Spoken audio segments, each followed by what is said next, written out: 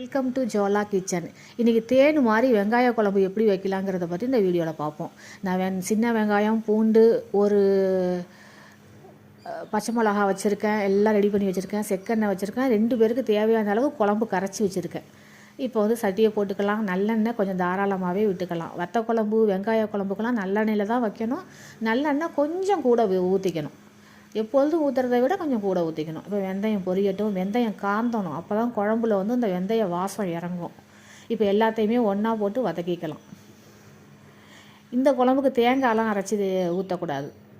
இது செம்மையாக இருக்கும். இது எல்லோரும் வைக்கிற வத்த குழம்பு தான். இருந்தாலும் ஒவ்வொருத்தரும் வைக்கும்போது ஒவ்வொரு வித்தியாசம் தெரியும். அதுக்காக தான் இதை போட்டிருக்கேன். பாருங்கள், இது பிகினர்ஸ்லாம் இதை கற்றுக்கலாம்.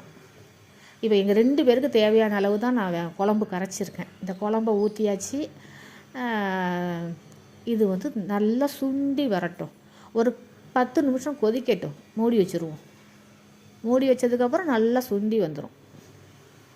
பார்த்தீங்களா, சுண்டி வந்துடுச்சு. அவ்வளோதான். கொஞ்சோண்டு வெல்லம் போட்டுப்போம். அந்த புளிப்பு உரப்புக்கு சின்னதாக ஒரு இனிப்பு தெரியும் போது செம்மையாக இருக்கும். அதுக்காக தான் இந்த வெல்லம் போடுறது. நல்லாயிருக்கும். இந்த வெல்லம் போடும்போது அந்த சுவை நல்லாயிருக்கும். இப்போ எண்ணெய் பிரிஞ்சு வரட்டும். இன்னும் 2 நிமிஷம் கொதிக்கட்டும். எண்ணெய் பிரிஞ்சு வந்துடும். எண்ணெய் பிரிஞ்சு வந்துருச்சா, இப்போ வெளியில் மழை வெளுத்து வாங்கிட்டு இருக்கு. இது மாதிரி மழை காலத்தில் தான் அந்த வெங்காய குழம்பு, வத்த குழம்பு இதெல்லாம் வச்சு சாப்பிட்ணும். இப்போ சாப்பாடு போட்டு பரிமாறிடுவோம். அவரைக்காய் பொரியல் பண்ணி வச்சுருக்கேன். உருளைக்கிழங்கு பொடிமாஸ் பண்ணி வச்சுருக்கேன். சுட சுட சாதம் வடித்து வச்சுருக்கேன். இந்த தேன் மாதிரி இருக்கிற வத்த குழம்பு அதில் போட்டு சாப்பிட்டோம்னா செமையாக இருக்கும். இது மாதிரி செஞ்சு சாப்பிட்டு பாருங்கள். இந்த வீடியோ பிடிச்சிருந்தால் லைக் பண்ணுங்கள், ஷேர் பண்ணுங்கள், சப்ஸ்கிரைப் பண்ணுங்கள். நன்றி.